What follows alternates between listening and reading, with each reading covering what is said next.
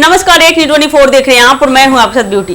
देखिए, बिहार का सियासी मौसम अब पूरी तरह चुनावी रंग में रंग चुका है।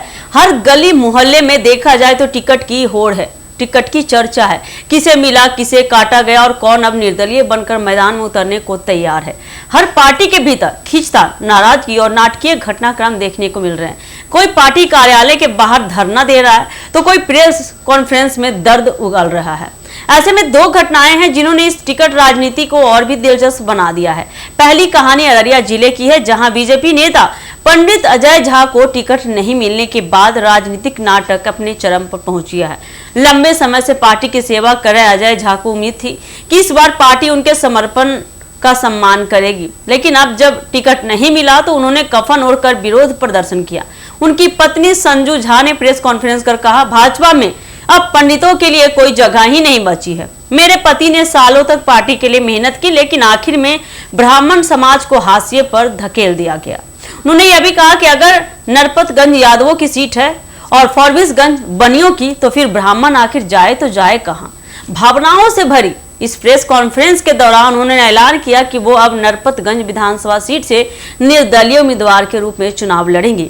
इस पूरे बयान ने बीजेपी खेमे में हलचल मचा कर रख दी है। वही स्थानीय राजनीति में ब्राह्मण वोट बैंक को लेकर नई चर्चा शुरू हो गई है।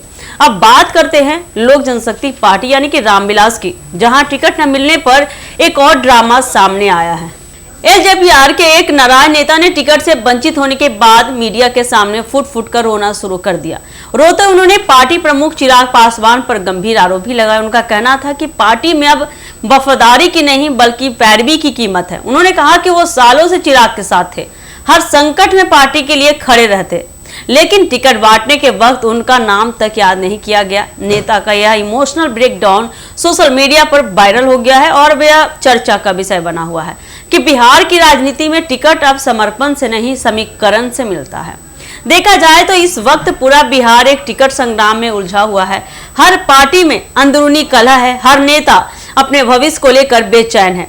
कहीं कफन ओढ़े कार्यकर्ता पार्टी से जवाब मांग रहे हैं तो कहीं पुराने सिपाही रोते धोते पार्टी नेतृत्व पर सवाल खड़ा कर रहे हैं। लेकिन राजनीति की यही खूबसूरती है, आज जो धरने पर बैठा है कल शायद वही जीत की माला पहनता नजर आए। कुछ लोग अभी दर्द में हैं, लेकिन आने वाले वक्त में वही चेहरे मंच पर गर्व से मुस्कुराते हुए दिखेंगे। कुल मिलाकर कहा जा सकता है कि बिहार चुनाव 2025 में टिकट नहीं, अब इज्जत और पहचान की लड़ाई चल रही है।